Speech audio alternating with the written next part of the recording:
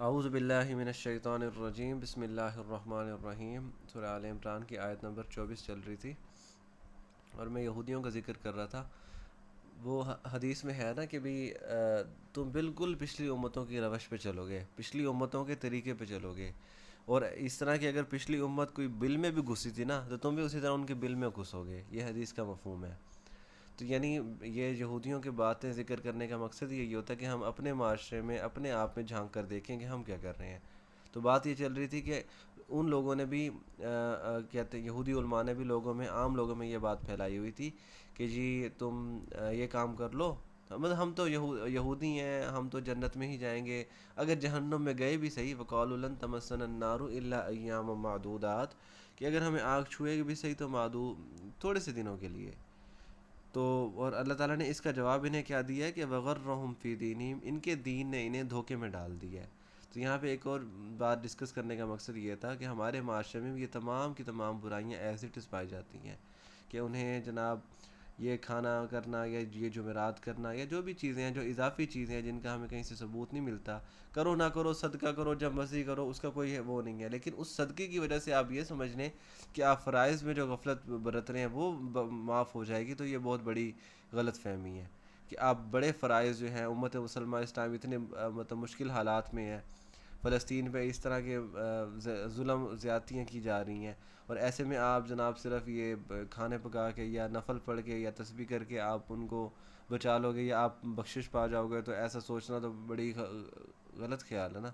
کم از کم اور کچھ نہیں کر سکتے تو ایسا جذبہ تو ہونا چاہیے لوگوں میں، آگاہی اس طرح کے کام تو کریں نا کہ اگر ہمیں ایسا موقع ملے تو انشاءاللہ ہم ضرور یہ جہاد کریں گے، اس طرح کی چیزیں۔ اور فرائض وہ چیزیں، چلو جہاد دوسری چیزیں تو بعد میں آتی ہیں، جو دن میں 5 وقت فرض آیا ہوتا ہے، 5 نمازیں ہیں، یہ کون پڑھتا ہے؟ یہ کوئی نہیں پڑھتے۔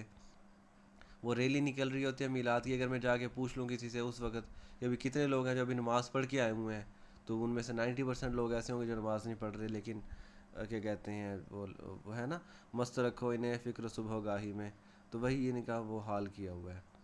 تو وغرہم فی دینہم، ان کے دین نے انہیں دھوکے میں ڈالا ہوا ہے، اضافی چیزیں کرتے رہو، اصل چیز جو فرائض ہے ان کو چھوڑتے رہو، تم جنت میں چلے جاؤ گے، یہ کام کر لو، چھوٹے موٹے کام کر لو، جنت میں چلے جاؤ گے۔ ایسا نہیں ہوا کرتا، ما کانوا یفترون، جو یہ افطرا، جو یہ جھوٹ کرتے ہیں۔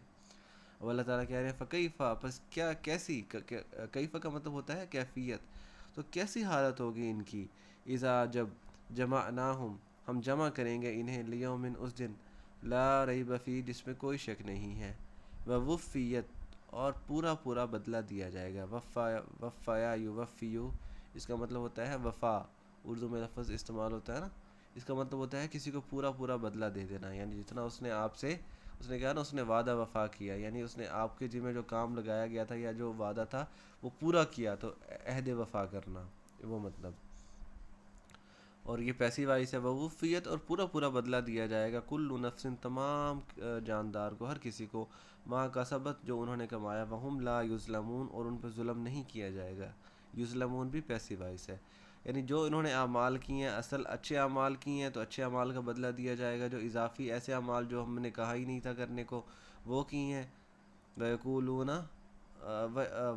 وہ ہے وَيَفْعَلُونَ مَا ذَا يُؤْمَرُونَ، وہ کام کرتے ہیں جن کا انہیں حکم نہیں دیا گیا، جو اس طرح ہی کام کریں گے تو ان کا بدلہ بھی انہیں دیا جائے گا۔ اب بہت زبردست آیت جو آ رہی ہے اور بہت زبردست دعا بھی ہے، اور وہ دعا جو ہے اگلی ہی ویڈیو میں کور کروں گا میں، وہ ایک ویڈیو علیحدہ ہی اس کے لیے ہونی چاہیے۔ تو آج یہیں تک، کل انشاءاللہ آگے پڑھیں گے، وما علینا الا البلاغ المبین۔